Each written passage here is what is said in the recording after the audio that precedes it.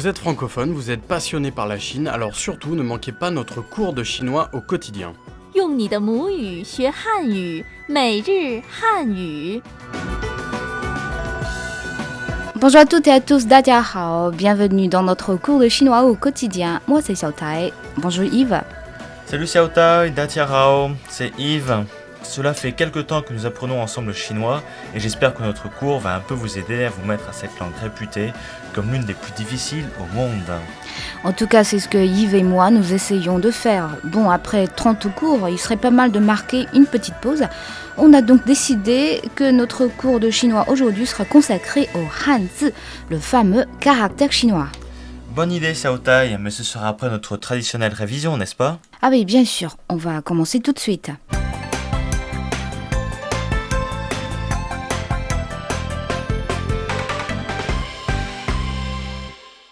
我们去旅行吧。我们去旅行吧。Nous allons voyager? 周末有什么计划？周末有什么计划？ Qu'est-ce que tu as prévu ce week-end? 咱们什么时候出发？咱们什么时候出发？ Quand partons-nous? 下一个景点还有多远？下一个景点还有多远？ À quelle distance sommes-nous du prochain site? 这儿的风景太美了。这儿的风景太美了。Le paysage est magnifique ici. Bon, écoutons les dialogues. 对话一：最近天气真好，天气预报说明天晴天。我们去旅行吧。好啊。对话二：周末有什么计划？我们想开车去长城玩玩。对话三：咱们什么时候出发？星期六早上6点，在大门口见面。对话四：下一个景点还有多远？我也不太清楚，大概还有10公里。对话五：这儿的风景太美了。太漂亮了。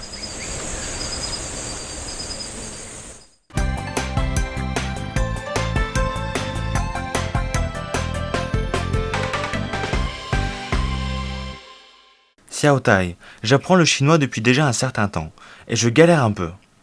Oui, je comprends. En fait, parmi les langues du monde, le chinois, d'ailleurs, c'est réputé comme l'une des langues les plus difficiles. Et ensuite, c'est pas une langue de l'écriture phonétique. En Chine, il y a une légende sur l'origine de l'écriture du chinois.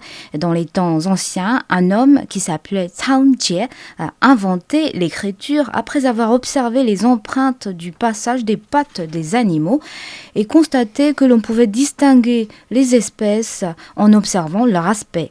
Et là, c'était la plus ancienne écriture pictographique du chinois. C'était vraiment un homme de génie, cet homme. Oui, c'est vrai. Et après la fondation de la République populaire de Chine, des archéologues ont découvert des objets anciens au cours de fouilles d'un tombeau près de la rivière Lingyang du district Ju dans la province du Shandong. Et sur des coupes en bronze découvertes, on a trouvé des caractères pictographiques. Après des recherches, on date ces caractères à une époque d'il y a plus de 4500 ans. Ce sont les plus anciens caractères du chinois. Mais quel puits de science cette Xiaotai. D'accord, merci, c'est très intéressant. Mais pour moi, les caractères chinois sont très difficiles à écrire. Est-ce que tu as des conseils? Les caractères chinois sont de forme carrée et il n'y a pas de règles d'écriture. On doit les apprendre par cœur en faisant des répétitions machinales. C'est pourquoi pour les étrangers, il est difficile d'apprendre à connaître et à écrire les caractères chinois. Mais il ne faut pas te décourager pour autant, avec du travail, tu vas y arriver. Merci, bon, j'espère que tu as raison. Alors, pour aider les gens à distinguer et lire correctement les caractères chinois, le gouvernement chinois a promulgué en 1958 le programme du pinyin chinois. On peut ainsi montrer les caractères chinois avec 26 lettres de l'alphabet latin d'après la prononciation du mandarin. Qu'est-ce que c'est que ce programme du pinyin chinois? Est-ce que tu peux m'expliquer un petit peu ce que c'est? Bien sûr, le programme du pinyin du chinois est un système de signes de prononciation des caractères chinois. Il comprend deux parties, attaque, shengmo et finale, yunmo. Il y a au total 21 attaques et 39 finales. D'accord Xiaotai, mais à quoi correspondent ces finales et ces attaques? On n'a pas l'équivalent, nous, en français. Voilà. Alors, pour être plus clair, je vais donner un exemple. Le caractère ma, qui veut dire mère, maman. Alors, dans ce mot-là, on a deux éléments. Le premier, m, et c'est bien l'attaque. L'autre élément, a, et c'est bien la finale. Alors, le mot ma est donc composé d'une attaque, m, et d'une finale, a, et cela fait ma. D'accord, je crois que j'ai compris. Merci Xiaotai, et j'espère que tout le monde a compris. C'est ce que j'espère aussi.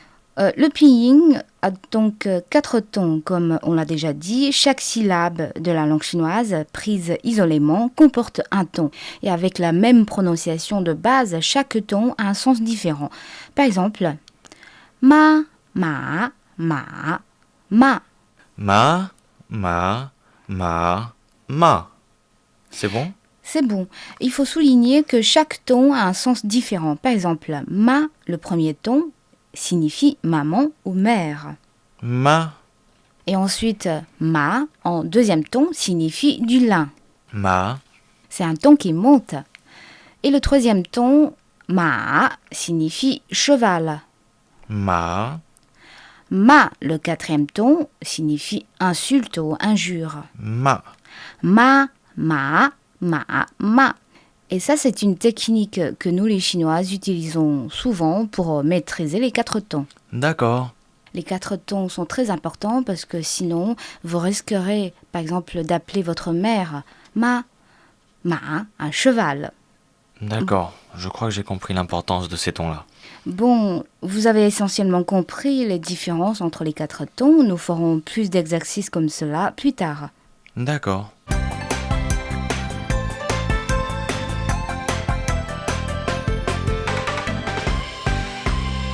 Et maintenant, j'aimerais que tu m'expliques un petit peu comment on construit les phrases.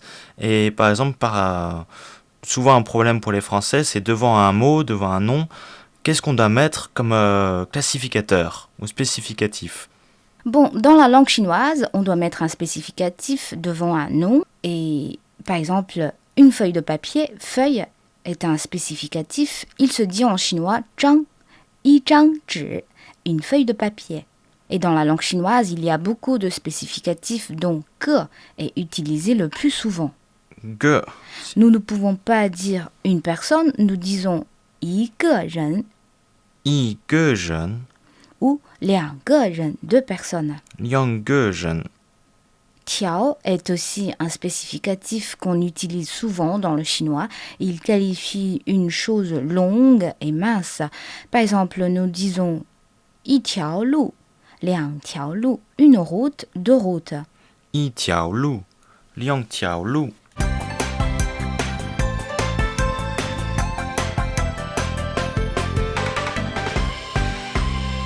Le chinois comprend beaucoup de mots composés, par exemple jiu hu che, ce qui signifie littéralement un véhicule à soigner ou à secourir. En chinois, on utilise 3 caractères, mais en français, un seul mot suffit, ambulance. Jiu hu che, ambulance. D'accord. Très bien, je peux vous citer d'autres exemples. Huo che, train. Huoshan, volcan. Ce qui veut dire littéralement voiture de feu et Montagne à feu. avec du feu. D'accord, c'est très pratique pour dire un volcan, effectivement. Tout à fait, et on peut en effet trouver beaucoup d'autres exemples. Oui, alors j'en connais un. Chi-che, véhicule, donc littéralement véhicule à air. Dian-che aussi, tramway, véhicule électrique. Très bien, et dans nos prochains cours, nous ferons encore plus d'exercices de prononciation. D'accord. Bon, ainsi s'achève notre cours de chinois d'aujourd'hui. Comme d'habitude, avant de nous quitter, un petit test. Comment dire en chinois tramway? Et si vous avez la réponse, envoyez un petit mail sur notre boîte en ligne crifra@cri.com.cn. Et pour en savoir plus sur notre cours de chinois, veuillez aller surfer sur notre site internet french.cri.cn. Bon, c'est l'heure de vous dire au revoir. 再见. Au revoir Xiaotai, au revoir tout le monde. 再见.